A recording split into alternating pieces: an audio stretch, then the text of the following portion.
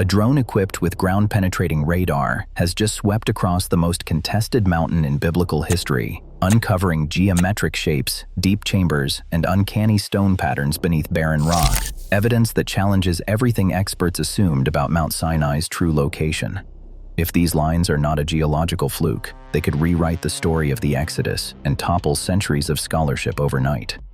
But what did the technology actually reveal, and are the claims as earth-shaking as their champions believe? The promise of a drone-mounted ground-penetrating radar scan at a site like Jabal Maqla begins with the hardware itself. Most archaeological surveys rely on antennas in the 500 to 600 megahertz range, striking a balance between depth and resolution. At these frequencies, radar pulses can penetrate up to 2 meters in dry, rocky soils, resolving features as small as 10 to 20 centimeters. The drone's altitude, typically held under 1.5 meters above rough terrain, and its ground speed, often less than 1 meter per second, determine the clarity of each scan.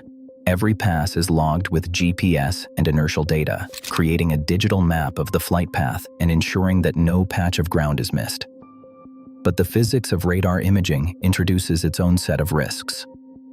The radar signal travels at a speed dictated by the material it moves through, about 0.1 meters per nanosecond in dry volcanic rock. Any error in this assumed velocity distorts depth calculations, sometimes by as much as half a meter. Sampling intervals, commonly set at 0.2 nanoseconds, define the vertical resolution. Too coarse and small features disappear. Too fine, and the data is swamped with noise. Artifacts can creep in at every stage. Raw radar grams are full of hyperbolic reflections, each curve representing a possible boulder, fracture, or void. Processing choices such as filtering, gain ramps, and migration algorithms can sharpen or exaggerate these shapes. A linear feature might be a wall, or it could be a joint in the bedrock. A chamber could be a collapsed lava tube or a pocket of weathered silt. Without careful calibration and a transparent workflow, it is easy to mistake signal noise for something extraordinary. The absence of published acquisition parameters raises important transparency questions. No antenna frequency, no sampling rate, and no logs of drone altitude or speed have been released. There is no record of the dielectric properties measured at the site, or of the calibration routines that would rule out false positives. Geophysicists warn that without access to raw data and processing scripts, there is no way to audit the results. Errors and bias can enter during filtering, stacking, or selective time slice cropping, each step a potential source of unintentional or intentional distortion. In the world of remote sensing, the chain of custody is as important as the scan itself. Every dataset needs a clear record of who handled it, how it was processed, and what scripts or software were used. Without this, even the most dramatic radar images remain open to doubt. The real test is not whether the scan looks impressive, but whether it can be independently verified by outside experts using the same raw files and transparent methods. Until then, the story of what lies beneath Mount Sinai's surface remains as much a question of methodology as of discovery. Independent scrutiny begins with the raw files. For a claim to stand in the scientific community, every radargram, flight log, and GPS track must be archived and accessible. Each dataset is assigned a unique digital hash, creating a tamper-proof ledger that documents every handoff, every processing step, every analyst who opens the file. This chain of custody protocol is standard for high-stakes discoveries, whether in archaeology or forensic science. Without it, the risk of accidental error or deliberate manipulation grows with every transfer.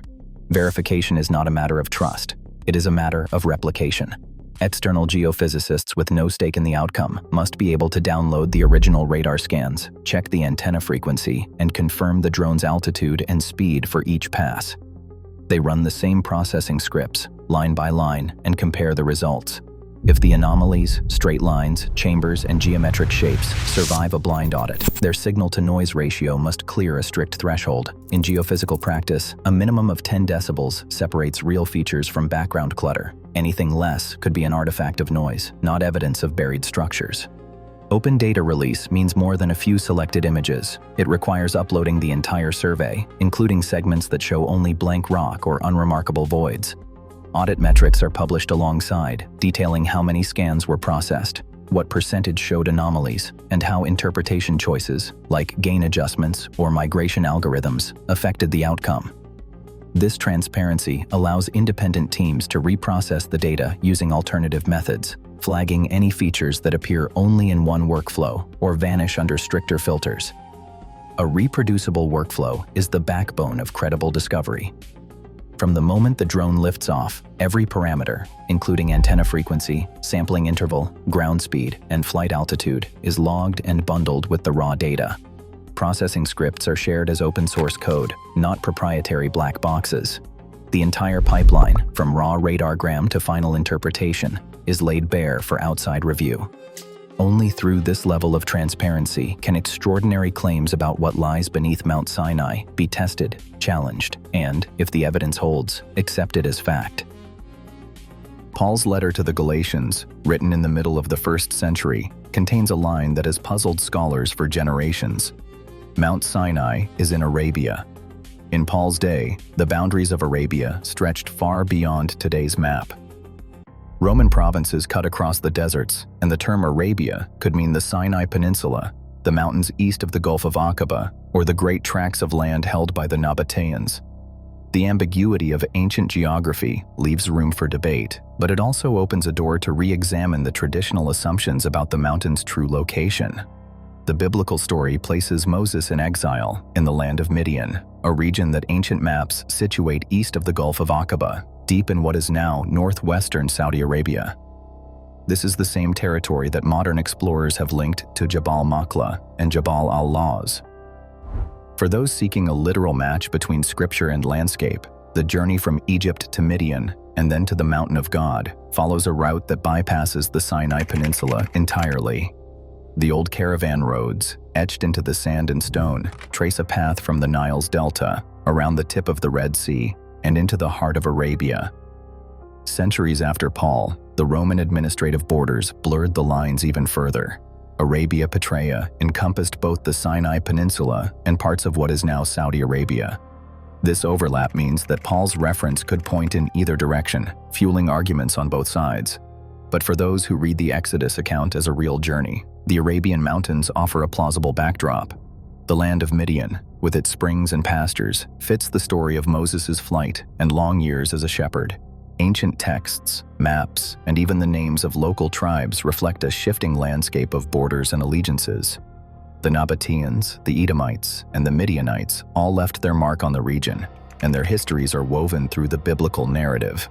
Each layer of textual evidence, Paul's letter, the Exodus account, the records of Roman geographers, adds weight to the idea that the search for Sinai may need to look east, beyond the familiar peaks of the peninsula, toward the mountains that rise from the Arabian desert.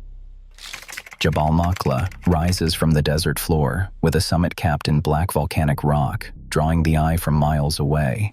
The uppermost layer, less than 30 meters thick, forms a dark crown over lighter granite slopes. Local folklore describes the peak as scorched by fire, echoing ancient stories of a mountain ablaze. Even without legend, the sight is striking, a sharp contrast between the blackened summit and the pale stone below, visible in satellite images and ground-level photographs alike. At the base of the mountain, a broad plain stretches out, measuring nearly 2 kilometers across.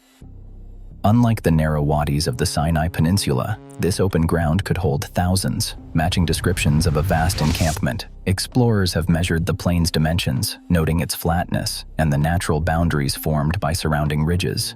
In the dry season, the area reveals faint traces of stone lines, some running for dozens of meters, others forming rough enclosures. Proponents point to these as possible boundary markers, recalling biblical warnings not to cross the sacred perimeter. To the northwest, a massive split boulder sits atop a low rise. The rock, cleaved cleanly in two, stands nearly 7 meters tall. Local guides recount stories of water once gushing from its base, linking it to the episode where Moses struck the rock. The fracture runs vertically, with rounded edges shaped by centuries of wind and rain. While geologists see the hand of frost and erosion, the split remains a powerful symbol, drawing visitors and pilgrims alike. Scattered across the lower slopes, clusters of stone platforms and upright pillars rise from the gravel. Some are arranged in groups of 12, others in circles or lines. Measurements show platforms up to 5 meters across and pillars standing as high as a person's shoulder. These arrangements have been cataloged by visiting teams who debate whether they are ancient altars, tribal markers, or simply the remnants of pastoral camps. In the absence of inscriptions or datable artifacts, their purpose remains open to interpretation. The mountain's surface tells a story in rock and silence. Every feature, from the scorched summit to the encampment plain, the split boulder, and the enigmatic stoneworks, feeds the sense that this place is more than ordinary. Whether shaped by nature, by people, or by the stories that have gathered here, Jabal Maqla's landscape continues to invite questions that reach far beyond its shadow. On the surface, the landscape around Jabal Maqla offers an array of features that seem to echo the biblical story. But the ground tells a different tale to archaeologists. No fragments of Midianite painted pottery, considered a signature of late Bronze Age presence in northwest Arabia, have been recovered from the site. Ceramic surveys that have mapped Midianite distribution across the region show a conspicuous gap at the mountain itself. Even the most systematic surface collections and test pits have yielded little more than scattered flakes and the occasional weathered sherd, none datable to the era of Moses. Cartographers and epigraphers studying ancient stelae and boundary markers note that the toponyms used in Egyptian and later Roman sources often refer to the Sinai Peninsula, not the Arabian Mountains. The term Arabia in Paul's letter is slippery. Roman administrative borders changed repeatedly, and by the 1st century, Arabia Petrea included both the Sinai Peninsula and parts of modern Saudi Arabia. This ambiguity leaves room for debate, but little for certainty. On camera, Egyptologists point to a fundamental problem: the absence of material culture. Sacred mountains across the ancient Near East, Sinai, Horeb, even Jabal Musa, are usually surrounded by a scatter of offerings, inscriptions, or settlement debris.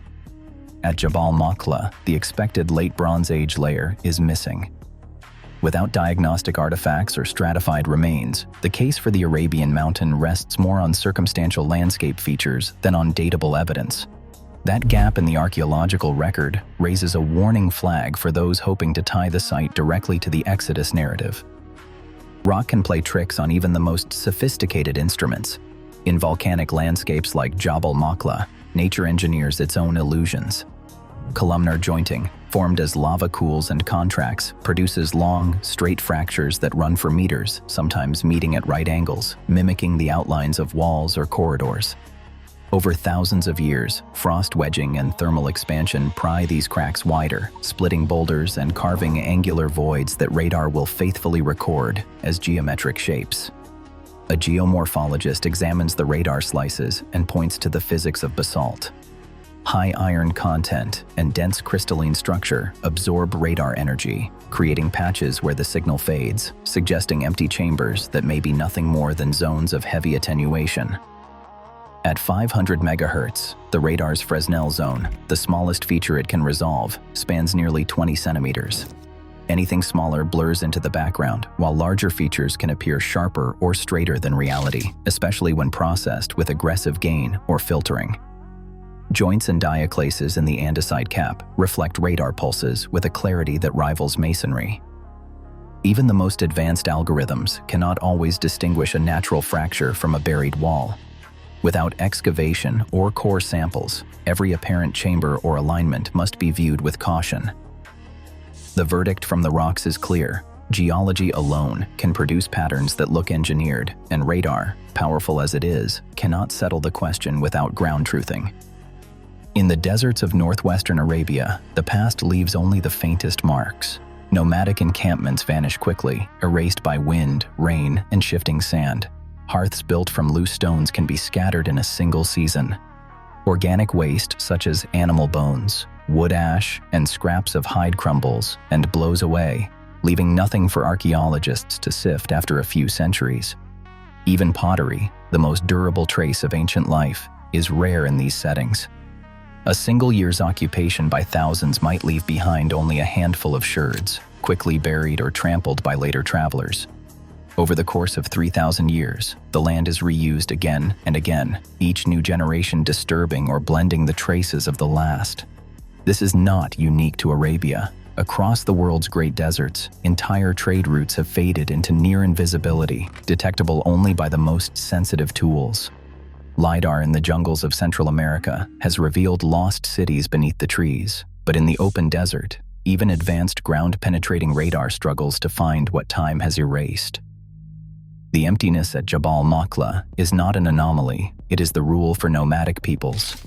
The challenge is not just to search for what remains, but to ask whether absence itself can be a meaningful clue, and how new technology might finally tip the balance between what is lost and what can be found. A new phase of research begins with a clear, multidisciplinary plan, one that can move the debate from speculation to testable results. The first step is a blind and independently supervised drone rescan of the Jabal Maqla site using published antenna frequencies and flight parameters. All raw radargrams, flight logs, and metadata will be archived with digital hashes, opening the door for outside geophysicists to reprocess the data using their own analysis scripts. The plan calls for shallow test trenches at the coordinates of the most persistent radar anomalies, with sediment samples collected for optically stimulated luminescence and radiocarbon dating. Pottery fragments, if found, will be analyzed by typology to identify any link to Midianite or late Bronze Age occupation. Stone platforms or altars will undergo residue testing for traces of ash, bone, or other organic remains, following protocols developed for ephemeral desert sites. This phase prioritizes rigorous dating and independent evidence assessment. Saudi archaeologists will lead or co-supervise all fieldwork, ensuring compliance with national heritage laws and local sensitivities. A data sharing protocol will guarantee that all results, positive or negative, are released for peer review. The roadmap is designed to be fully transparent and reproducible, collaborative by design, and open to the global research community to test every claim and scrutinize every method. Today, advanced radar peels away the desert's silence, yet ancient enigmas persist. Without independent data or excavation, faith and skepticism still collide on these forbidden slopes.